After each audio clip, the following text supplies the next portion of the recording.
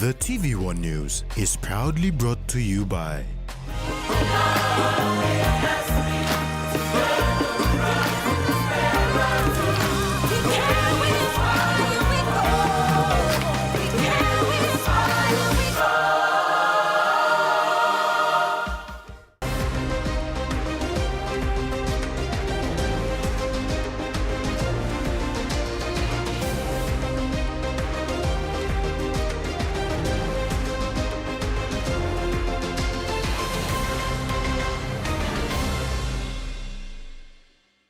Hello and welcome. I'm Carol Kidu Jr. with the news. In this edition, John Cowper referred for misconduct, remote coffee cooperative states plans, and Peter's mission to unite PNG.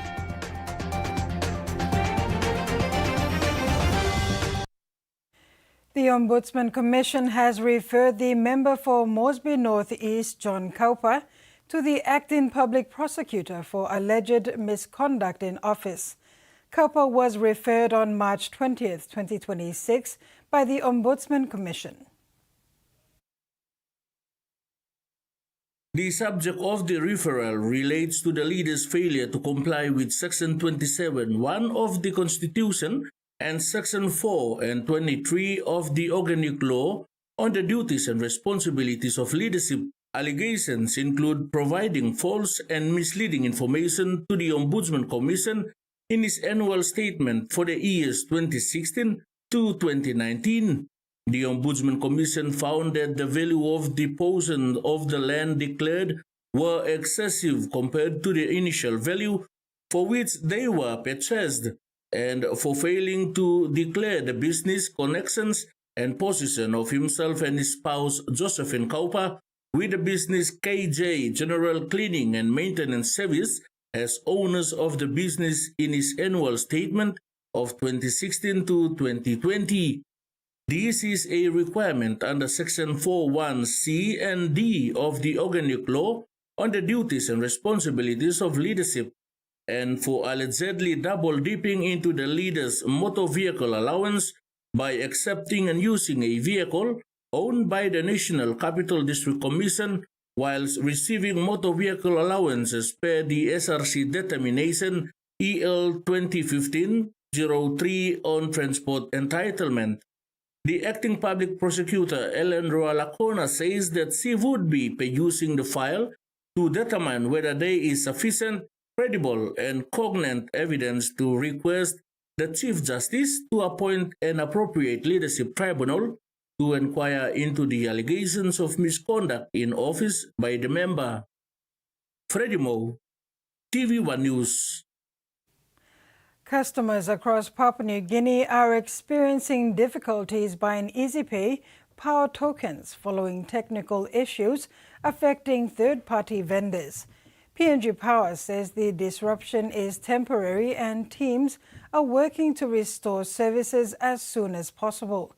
To help customers, alternative vending locations remain open, including major outlets in Port Moresby and the company's Hohola office, which is open until 9 p.m.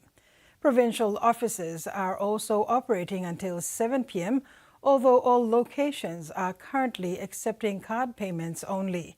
PNG Power has apologized for the inconvenience and is urging customers needing help or missing tokens to contact its toll-free call center on 116.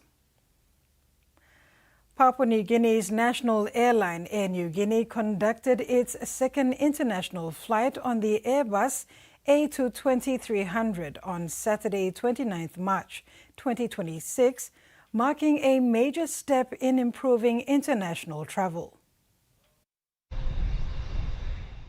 The inaugural flight landed at Sydney Airport on Sunday, introducing a modern aircraft designed for comfort and efficiency. The A220-300 will now operate 3 times a week, giving passengers more flexibility when traveling between Papua New Guinea and Australia. The aircraft features wider seats, larger windows, quieter cabins, and free onboard Wi-Fi, offering better travel experience for customers.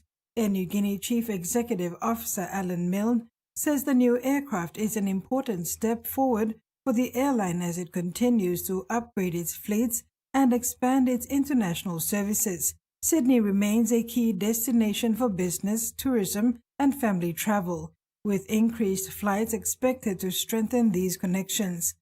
Sydney Airport CEO Scott Charlton also welcomed the new service, highlighting improved passenger comfort and stronger ties between the two countries.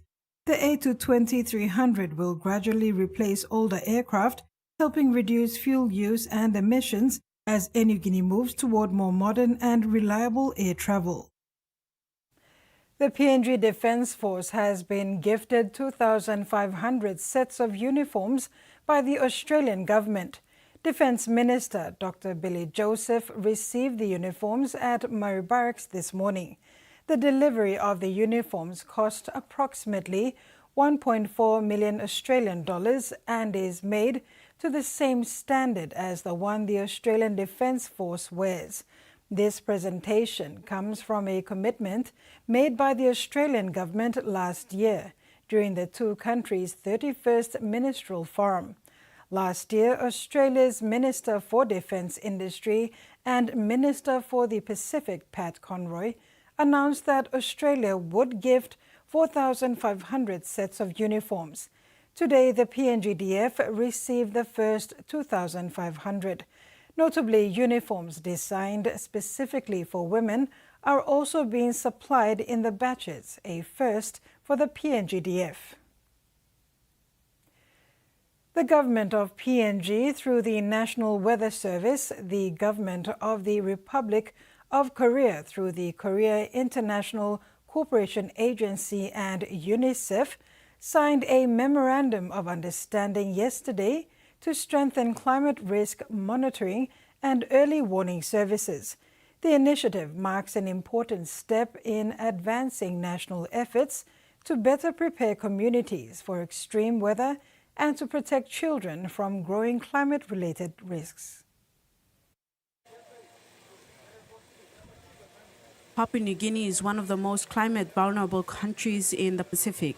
According to UNICEF, floods and landslides accounted for nearly 60% of reported disasters in 2024, displacing over 17,000 people across the country, many of whom were children.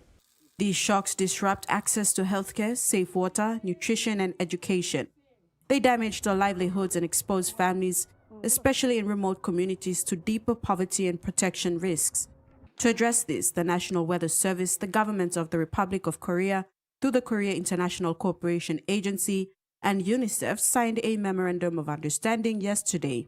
These scalable models, which we will be working through the partners, will track and analyze weather and climate data, helping authorities, communities develop effective strategies for preparedness and early action, protect essential services and livelihoods, and minimize disruptions to children's health, learning, and well-being. And that is to build a better, smarter Papua New Guinea's multi-hazard early warning systems.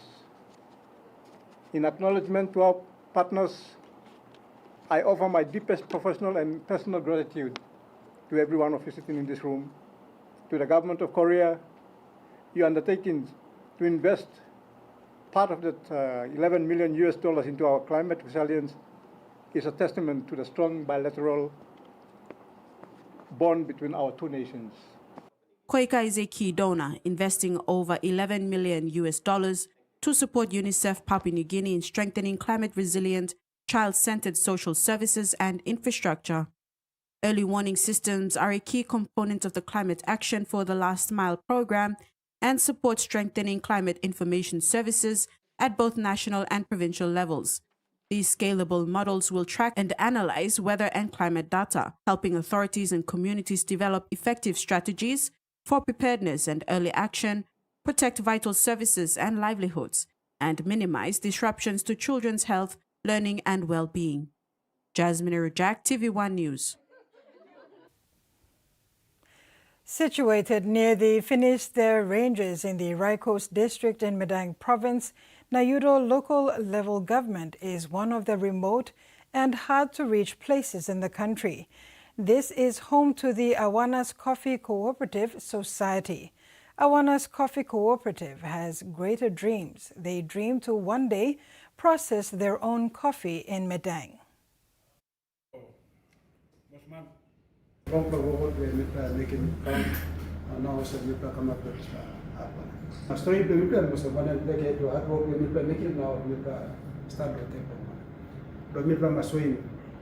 Founder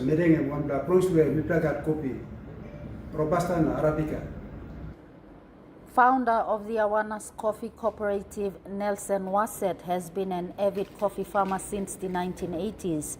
In 2009, he started the cooperative with only 13 members and soared to great heights soon after with more than 500 households joining. By 2014, the cooperative was nominated to participate in coffee cupping competitions and other trade fairs, repeatedly participating in the 2015 and 2016 cupping competitions.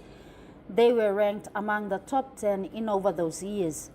The cooperative had a setback in 2018, but made a comeback last year after receiving a 50,000 kina through the Medang provincial government's SME loan program. They immediately put this money to use, producing roasted organic ground beans for commercialization. An emotional Mr. Wasset, in recalling this long journey, hopes to progress further into downstream processing of their products. Now, say, like, what we want to crap in coffee work side of Nayo, and come out of Rikos, na on Kamogaro, Commerce Director Emerson Bekwe commended the society and called on government agencies and other stakeholders to help Awanas realize their dream. I personally started with them when the chairman came to see me. Now, Mr. Start low registration. I am a man when miracle I blow me. Man block I spawn drink cold water and just blow, tumbler long. Classroom we better give space for it. We can talk about one plus success story in Chalomada. Now we can look at some Malubon Chalo downstream now. I think people are more demand and stuff yet. Coffee Industries Corporation Medang branch manager Dixon also challenged government leaders to support local farmers. Okay, now I'm challenged Blue Yumi all leaders na all one elected presidents member Blue Yumi Kawanas office and now challenge Blue Yumi lo Yumi edim na Yumi support him this work goal lo gani work him stand. CIC am start lo start as long as coffee diwa am start lo province by CIC office start and then by still start lo support him this la tintin na this la concept ya ba mi platran pushing ko na pro cooperative plus all. Today, Awanas Coffee of the Rikos district still leads in Medang province in terms of both quality and quantity according to industry standards. Alice Peter, TVWAN News, Medang. And taking us to break, let's join Terry Longboat for an update on what's happening at the launching of the 2026 Digital ExxonMobil Cup launch here in Port Moresby. Over to you, Terry.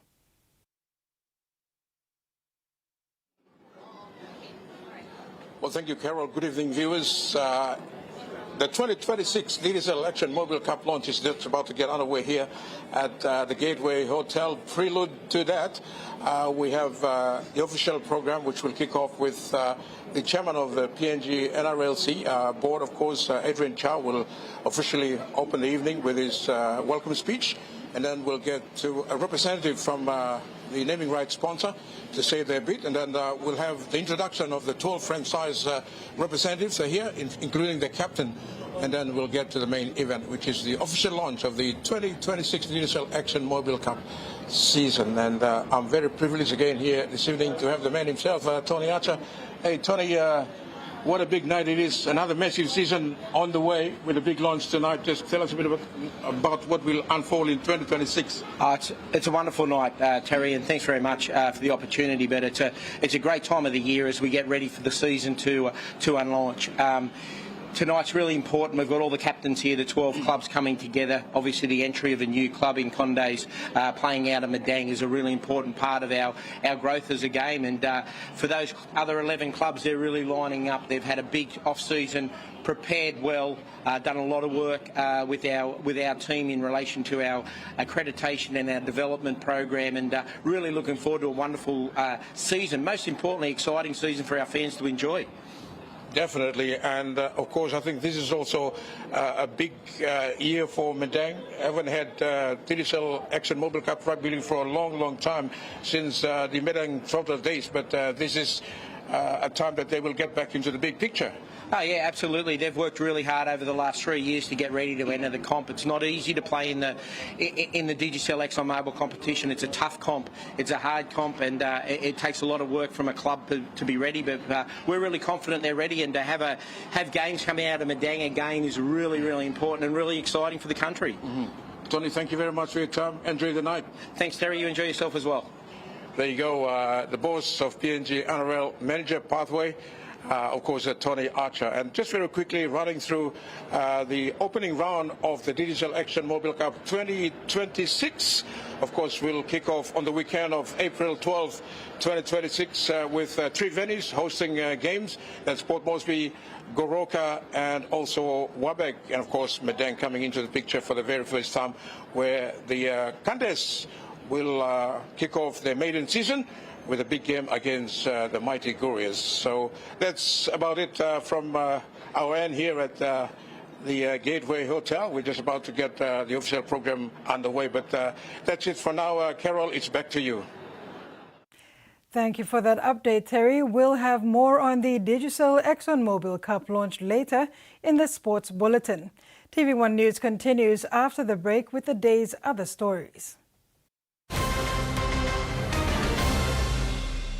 For too long, banking has felt out of reach for many. But now, BSP's One-Took Wallet is here to change that. Send and receive money, pay bills, and top up. It's your money, wherever, whenever. Because at BSP, we are committed to improving how our customers connect to our One-Talks, to our family, to the ones we love. BSP's One-Took Wallet. Money made easy. Dial *131# for everyone.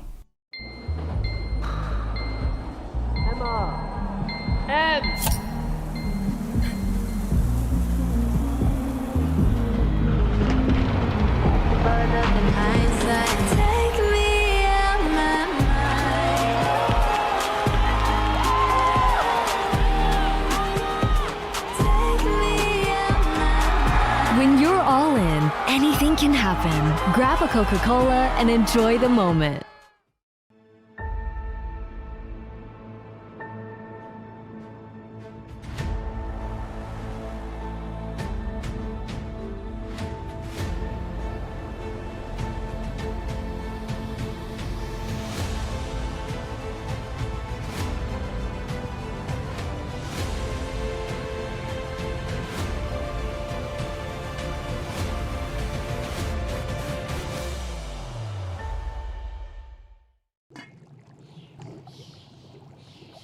Hiya, Mama. You wait then, but me add him special flavor. Put in more flavor, put in more taste. Magic kakaru, get up a big smile on face. Time for kim chicken, a great kumutu. Sip, sip, na mumu, yes, magic on you. Magi, PNG and Mia. Fine PNG made.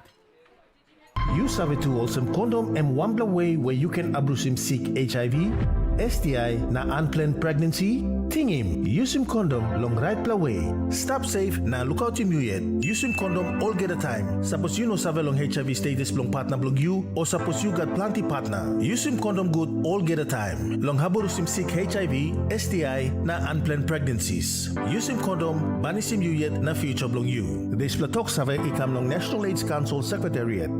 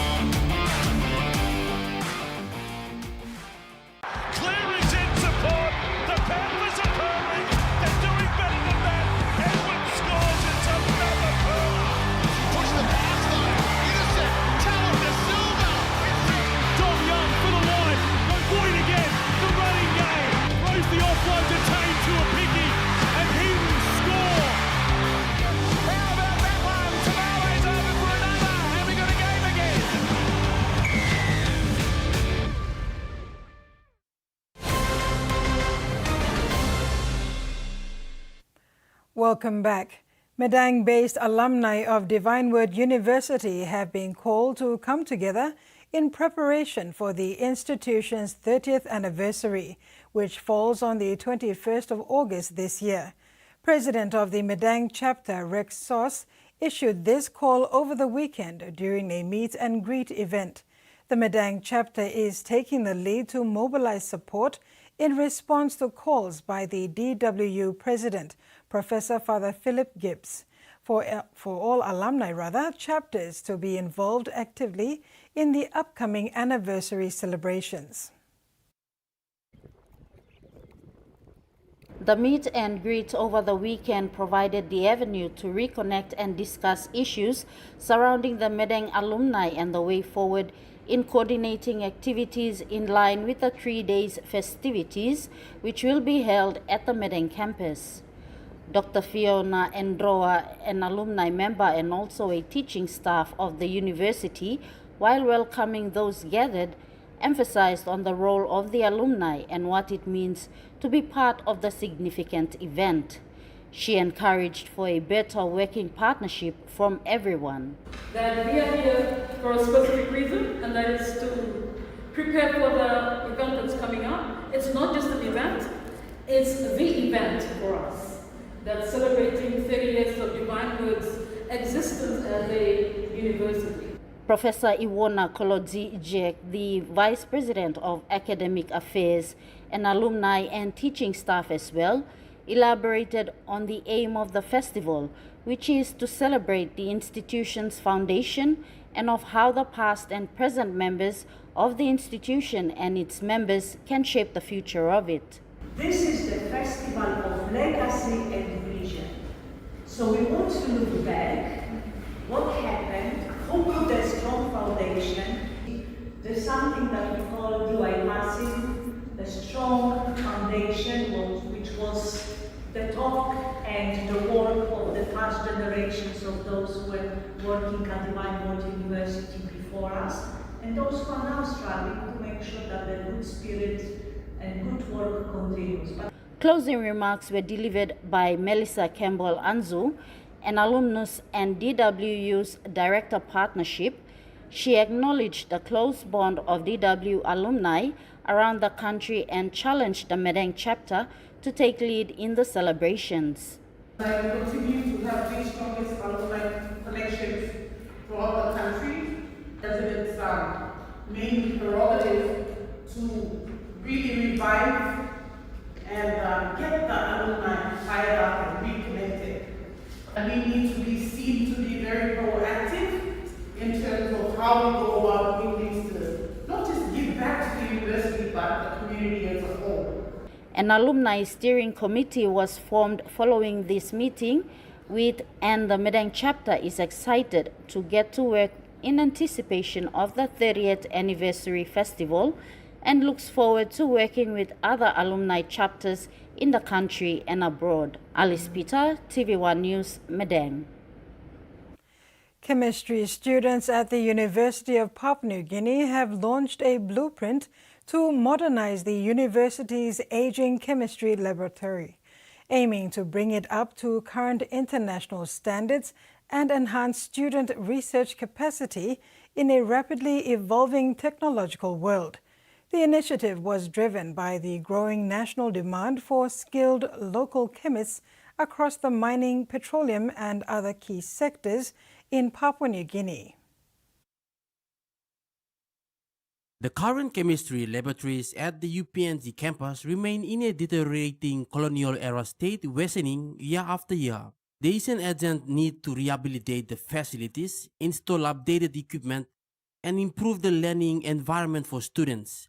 Currently, more than 500 students are enrolled in the chemistry department under the School of Natural and Physical Sciences.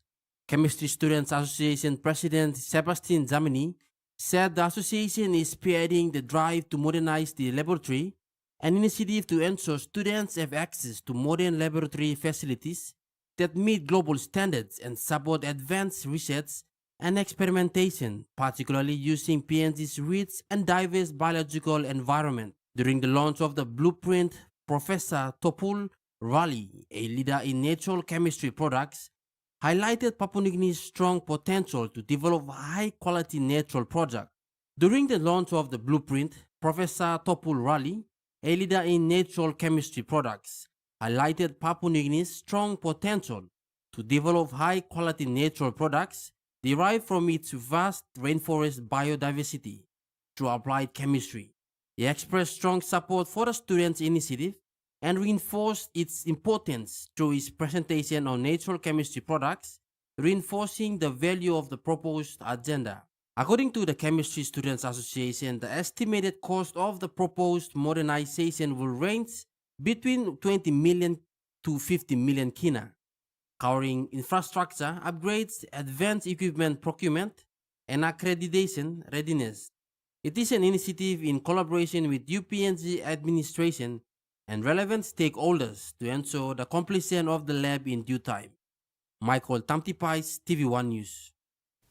Martha's Secondary School in Northern Province has launched several key student development programs aimed at supporting holistic education and student well-being. The initiatives include respectful relationships and school gender-based violence, Scouts, inclusive education, and athletics programs, all designed to balance academic learning with personal growth.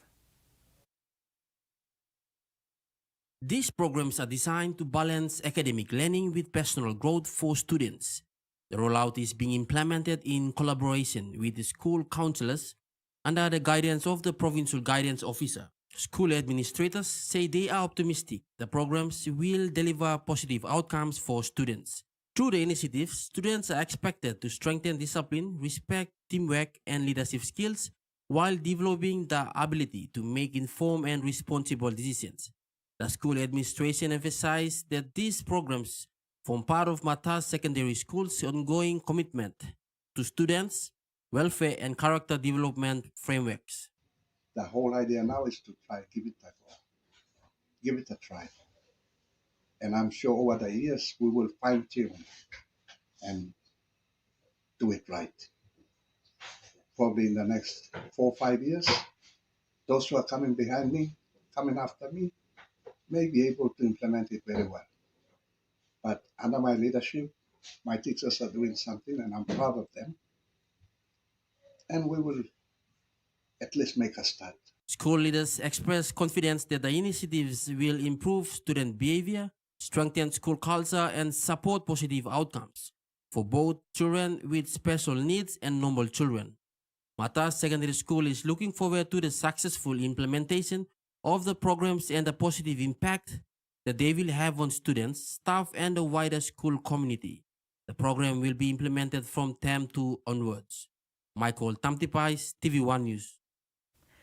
The Wabeg District Development Authority is initiating the upgrade and sealing of the recently constructed Wabeg Ipinimanda Road project. This development will create a shorter and more efficient route for residents of the Ambum Valley living in the Kompiam Ambum district. Wabeg District Development Authority project engineer Robin Pava WAC has confirmed that work on the 7.2 kilometer stretch of road from Wabeg town to Apinamanda has already commenced. The project will see this section of the road sealed before the 2027 elections, enhancing transportation for local communities and improving access to essential services and opportunities within the district. This infrastructure development is funded by the Wabeg District Development Authority under the leadership of Dr. Lino Tom, member for Wabeg. The road serves as a vital connection between key districts, including Wabeg, Ambum, and Kompiam. This is the second road sealing project in the MAI LLG, which is concurrently taking place with the Birip to Lukitap road sealing project in the Lai LLG. The Wabeg Rural LLG was recently split into MAI and Layap LLGs respectively, which now brings the total number of LLGs in Wabeg to 4. Freddie Mo, TV1 News. And now let's take a look at the finance news. The kina closed lower at $0.2315 in the interbank market. At Bank South Pacific, our kina was buying $0.2240, $0.3237 Australian dollars, $0.1875 euro, and 35.69 Japanese yen. Looking at commodity prices at New York close, gold, palm oil, crude oil, and copper closed higher, while coffee and cocoa closed lower. And on the stock market, the Dow Jones closed higher, ASX closed higher, and all ordinaries closed higher as well. TV1 News continues when we return. Stay with us.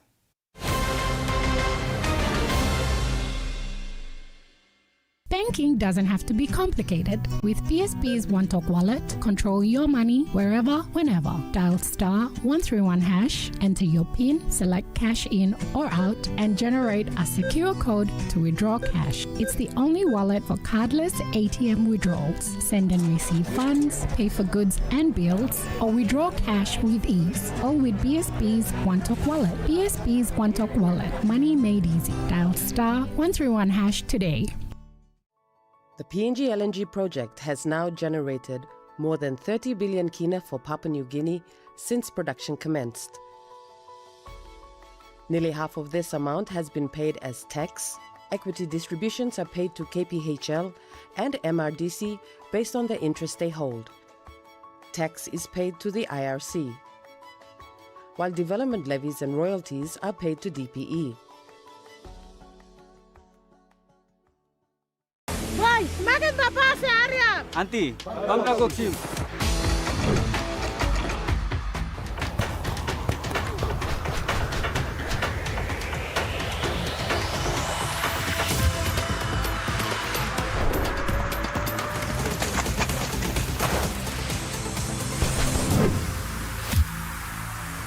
David Loran.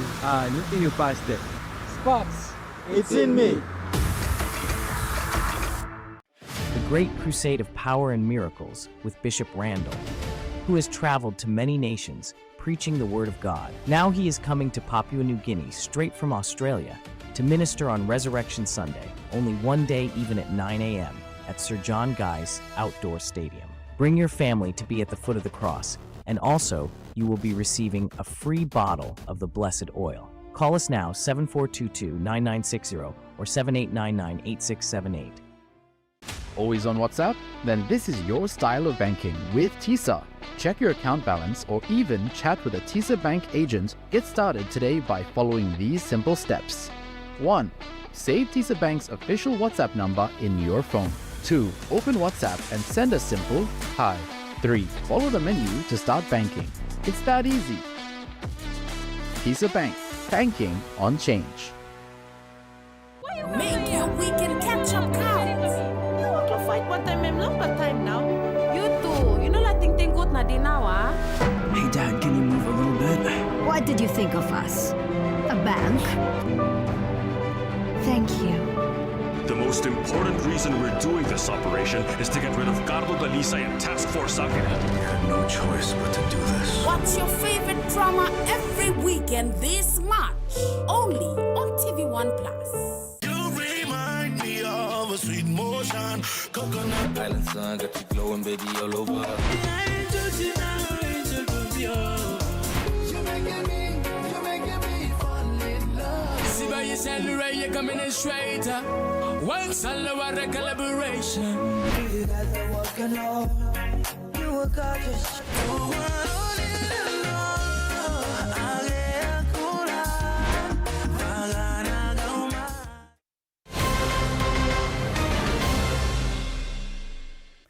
Thanks for staying with us. In entertainment, Port Moresby is set to shine as PNG Fashion Week returns from the 2nd to the 4th of April at Vision City Mega Mall.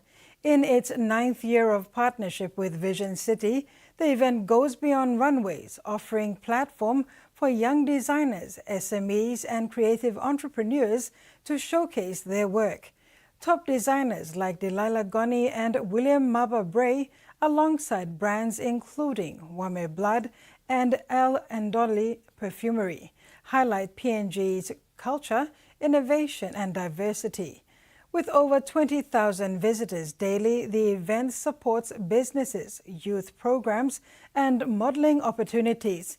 Executive Officer Bridget Cussman says the Fashion Week is about identity, culture and creating opportunities for people to be seen and heard. Entry is free, making this a national celebration of creativity, culture and commerce.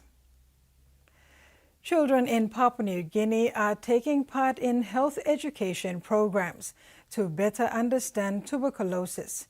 Children from the Bukbilong Pikinini Learning Centers marked World TB Day across the different libraries last week. Tuberculosis remains a major global health issue. The World Health Organization reports that more than 10 million people fall sick with TB every year, making it one of the world's deadliest infectious diseases. In Papua New Guinea, the disease continues to affect thousands, placing the country among those with a high TB burden. Children at Bukbilong Pikinini learned what TB is, how it spreads, and that it can be treated and cured with proper medication through fun and interactive activities. The program also highlighted the importance of hygiene and healthy living. Children also took part in crafts, reading sessions, and role-playing as doctors, helping them better understand how people are treated. BBP says teaching children at a young age is key to reducing stigma and spreading awareness in communities.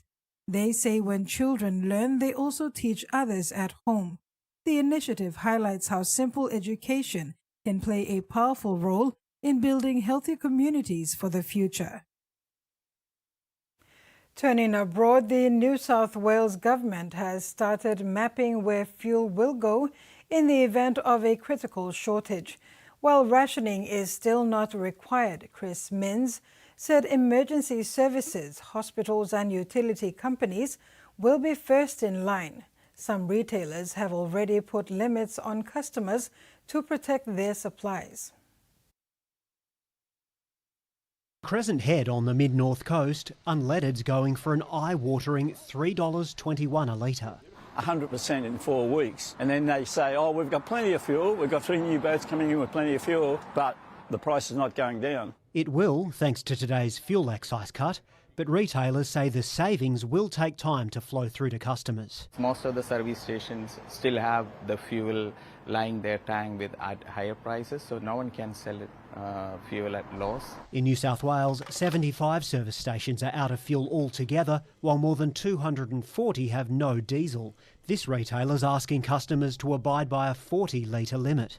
That works because people are topping up as opposed to hoarding. While there's uncertainty about the need for future rationing, the Premier's clear about who'll get priority over the diesel supply. Emergency services, New South Wales hospitals, utilities. National Cabinet's delivered relief for trucking companies with the heavy vehicle road user charge reduced to zero, but there was no such help for airlines. Fly Pelican runs services to places like Cobar and Narrabri, and its fuel prices have more than doubled. Road services, air services, they're all important to keeping Australia going, so it should be fair across the board. If fuel shipments start drying up, working from home could be encouraged, and more of us could be asked to consider public transport. But the state government's no closer to making that any cheaper. There's no such thing as free public transport. At the end of the day, someone's paying for it. I think it's a bit harsh, especially because Tasmania and Victoria have now done it. But it's more than $100 million a month that the government wants reserved in case the economy goes off the rails. Paramedics say St. John's ambulance service in the Northern Territory has reached breaking point as demand for the service reaches record highs. Last Friday, the service reached critical failure point in Darwin, with dozens of 000 calls abandoned. Meanwhile, on the ground, assaults on paramedics are reaching record levels, and senior staff warn the conditions are increasingly untenable.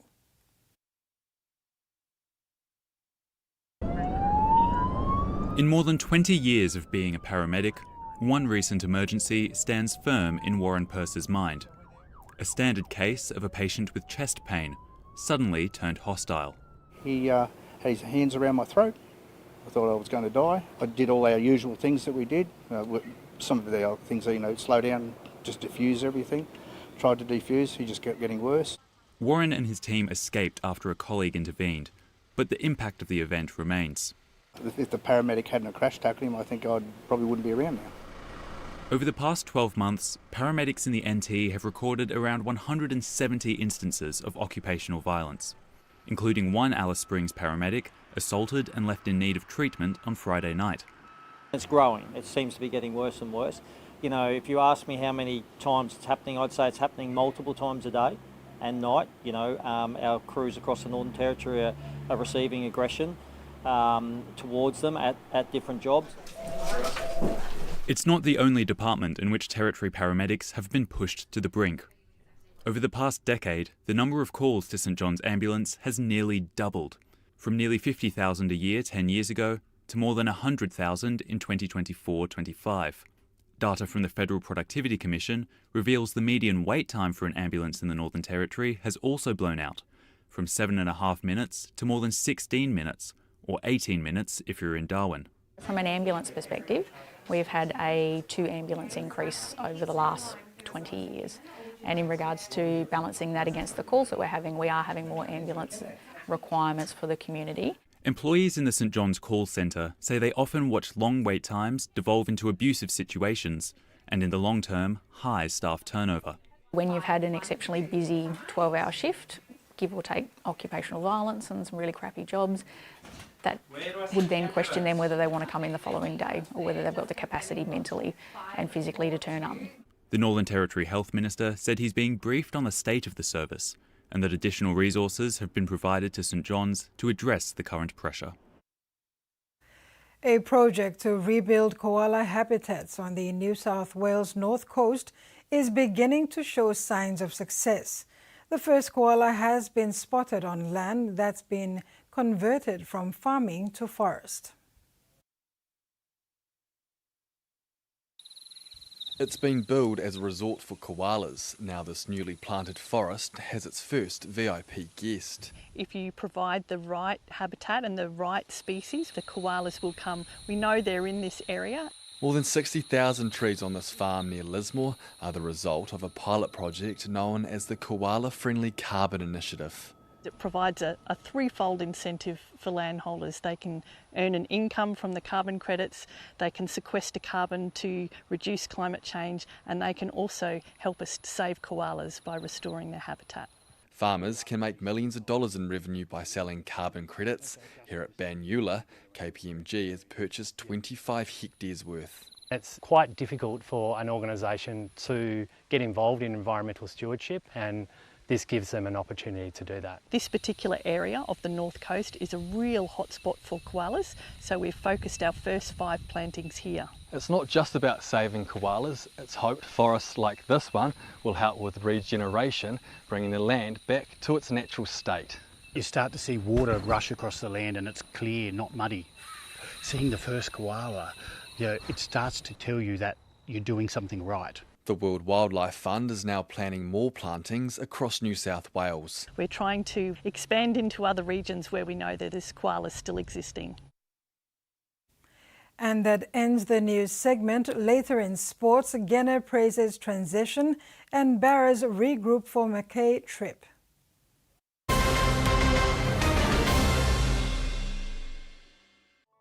The PNG LNG project has now generated more than 30 billion kina for Papua New Guinea since production commenced.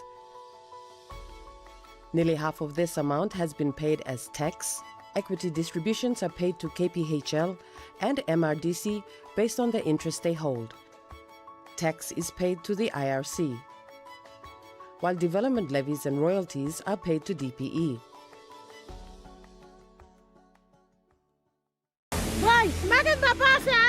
Auntie, come go swim.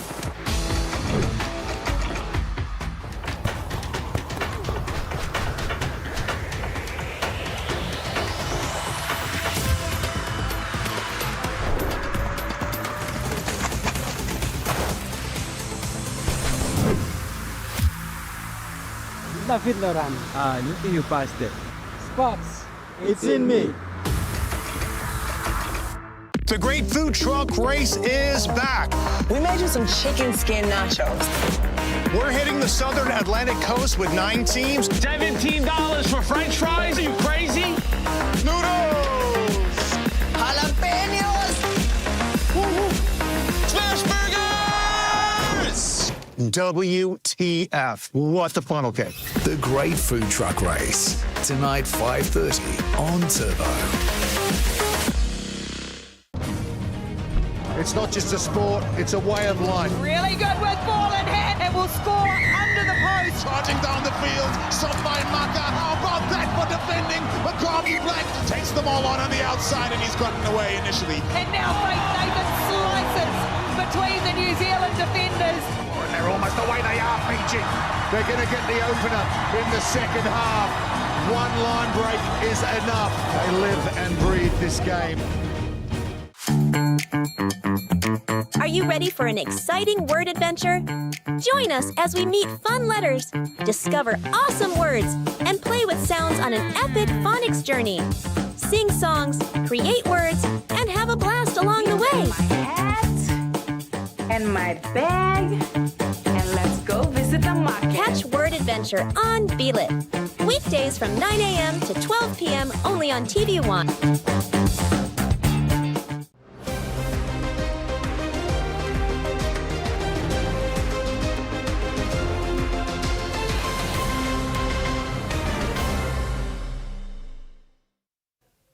Welcome back. The new PNG Chiefs coach Willie Peters isn't taking the coaching role to test his NRL capability or to etch his name in the history books as the club's inaugural coach.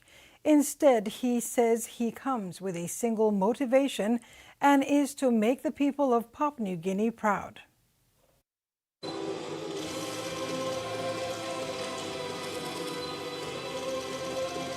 Following his formal announcement to the coaching role with PNG Chiefs, Peters highlighted the opportunity provided to him to lead the Chiefs, given the diversity of Papua New Guinea and the love people of Papua New Guinea have for rugby league.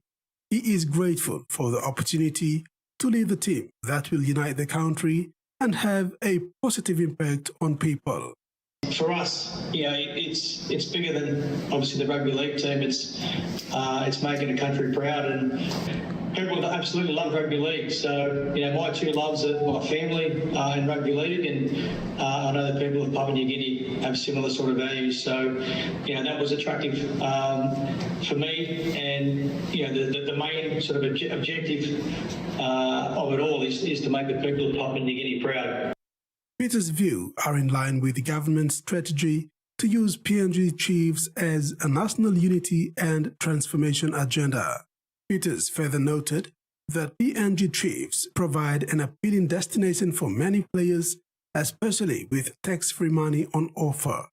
He said players playing for PNG will be lucky, but he also cautioned potential players not to join for money. Instead, they must come to truly represent Papua New Guinea and win a premiership.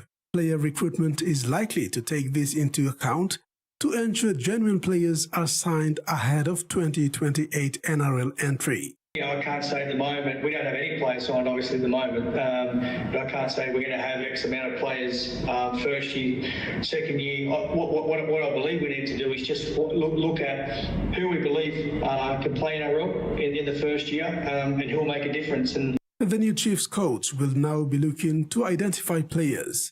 Although he is free to look into players' contract and potential signings, he will not negotiate with players until November 2027. Rex Litter, TV1 Sports. As much as they know the names of PNG Kumul's players, PNG Rugby League fans know players from the Pacific Island countries who play in the NRL.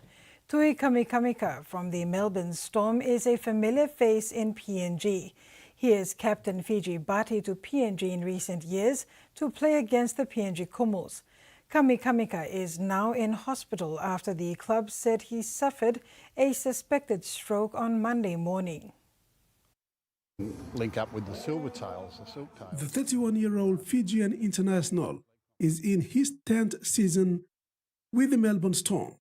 but his immediate playing future with the club is uncertain while he remains in hospital.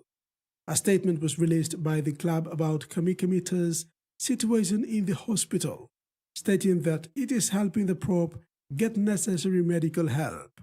The statement confirmed that Kamikami was undergoing treatment for a suspected stroke and is recovering in hospital. Respecting his privacy, the club will provide further updates when appropriate.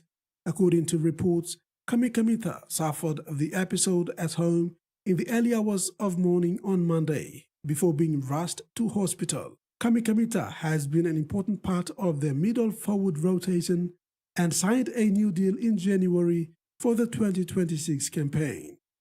Rex Litter, TV1 Sports. Since the inception of the digital ExxonMobil Cup, the standard and structure of the game has evolved significantly from a semi-professional model to a full professional system with individual franchise clubs taking ownership of sponsorship and development pathways. PNG RFL coaching development manager and former Commonwealth great Stanley Gena, who has been touring the country visiting all 12 existing franchise clubs, says he is impressed by the progress. Gena reported notable improvements in training modules and systems and highlighted that many players are now full-time professionals, a contrast to his playing days in the 90s when players competed primarily for passion and pride. In some of the memories that I had, and you had as well, when we back in the day when we were playing, looking at it now, most of the teams are all built up in camp together, training together, getting, rugby league become a job for them. After spending 31 years playing and residing in the UK, he added he was surprised and pleased to see the level of professionalism clubs have achieved over the years. Gena said his provincial visits were valuable and that his findings, both positive and areas for improvement, will be captured in a report to the PNG RFL. He stressed the importance of ongoing training courses and clinics for the franchise coaches, trainers, team managers, administrators, and referees so they remain up to date with the demands of professional rugby league. From his observations, Gena also identified language barrier between some facilitators and franchise participants. He recommended that Pidgin must be used where appropriate to ensure better understanding of practical sessions and that follow-up monitoring be carried out to confirm that coaches are passing on the knowledge to their players. The other thing as well is that there's a lot of coaching conferences that went on last year, went on this year. We're giving a lot of information to the coaches, but you got to be there to see it. It's how you deliver your session plan. It's how you coaching, whether you have a attacking structure or defensive structure, where the players are buying into it and stuff like that. So you got to be there to see it, to help. He praised clubs that have sought assistance and shown marked improvement. And this is one thing that I've sort of found out last year, and this year now, what we're doing is as coaching, we're doing all this conference. Me and Joey are looking at all the presentation and we'll see whether it fits to our understanding. And that's one thing that we got to get. And the other thing is that we got to follow up. So we're giving them all this theory, but we got to go and visit them practically. And that means going to the clubs, see how they train, see how they coach the teams. And that's the only way we can help them. Overall, Gena expressed satisfaction with how franchises are embracing professional systems, a progress aligns with the national focus leading to 2028. Terry Longwood, TV1 Sports.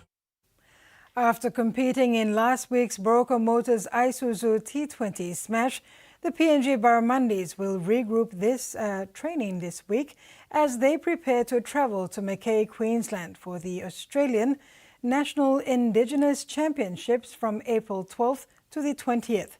The invitational trip is supported by Pacific Oz Sports and forms part of the team's build-up to the ICC World Cricket Qualifiers in Japan in May. Cricket PNG Barramundis head coach Tim McCaskill said the Mackay trip is an excellent development opportunity for the squad. 4 players from the PNG Lewa side will also travel as they set to play for South Australia, representing NT and PNG players at the same tournament. One of the fantastic opportunities through Pacific Oz we've got is to travel to Mackay with the Barramundis from the 12th to the 20th of April to play in the National Indigenous Championships. We've also got 4 of the Labour girls that'll be travelling over and playing for the South Australian Desert Peace. So that's the next little short-term assignment, and then obviously all eyes for the Barramundis are leading into Japan in May. They're going to Vanuatu in June, so as I chat about, we've got 4 players that are heading to Mackay later this month, but once we return from there we'll be looking to what opportunity there is to reschedule their tournament. They didn't get the opportunity to play any games in this cycle of cricket because of the weather, so we postponed and pushed their games back. So they'll play their series a little bit later in the year prior to us heading to Vanuatu in June. Meanwhile, the PNG Lewas are scheduled to travel to Vanuatu for a tournament in June. McCaskill also reminded stakeholders that the ICC Under-19 Women's East Asia Pacific Qualifier will be hosted by PNG from April 8 to 12 at the Amini Cricket Park, Port Moresby. Terry Longwood, TV1 Sports. A football program in Northern Province is helping young girls and boys learn about respect, equality and human rights. The initiative is part of ongoing efforts to support the message of International Women's Day's rights, justice and action for all women and girls. The Kokoda Track Foundation is using sport to create change through its Kicks for Kokoda program. In communities across Northern Province, young people are not just learning how to play football, they are learning about life. The 9-week program combines sport with education, teaching participants about gender equality, consent and respectful relationships. Coach Rose Gabarura stated how the program is engaging females actively, instilling confidence and preparing them to be future leaders. By engaging both girls and boys early, the program is helping challenge harmful norms and build safer communities. For many participants, the impact is personal, saying that the training helped them to come out of gender expectations, and now they are achieving their goals. The 2026 program is running in 5 locations, including Kokoda and Awala, with a graduation set for April and a community tournament in May. The event will bring together families, leaders, and athletes to celebrate the young people driving change. Supported by the Australian government and partners, the program is proving that sport can be more than a game. It can be a pathway to equality, confidence, and a better future for Papua New Guinea's next generation. And that's all we have for sports. Now for the weather forecast.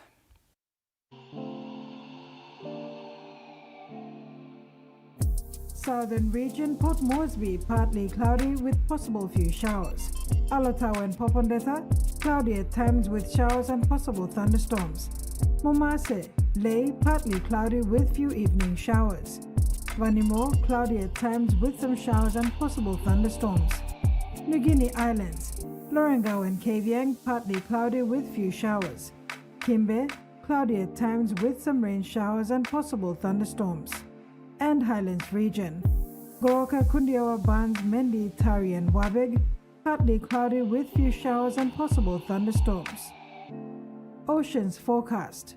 Coral Sea, sea smooth becoming slight to moderate over western sector with southeast winds of 5 to 10 knots, increasing to 15 knots over the western sector. Solomon Sea, sea smooth with southeast winds of 5 to 10 knots. Bismarck Sea, sea smooth with northwest winds of 5 to 10 knots. Pacific Ocean, sea smooth to slight with northwest to west winds of 5 to 15 knots. And coastal waters, waters of Summer Island to Cape Vogel and Olmilimbe Islands, and waters of Cape Vogel to Huon Gulf to Finchafen, seas 0.5 to 1 meter. And waters of Manus and its western group of islands, seas 0.5 to 1 meter, rising to 1.3 meters at times.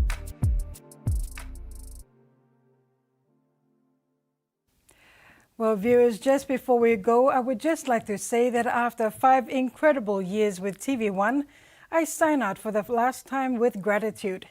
It has been an honor to report, share stories and read the news for our valued viewers and readers. I'm Carol Kidu Jr. and that ends another edition of TVWAN News. Thank you for your company. Good night.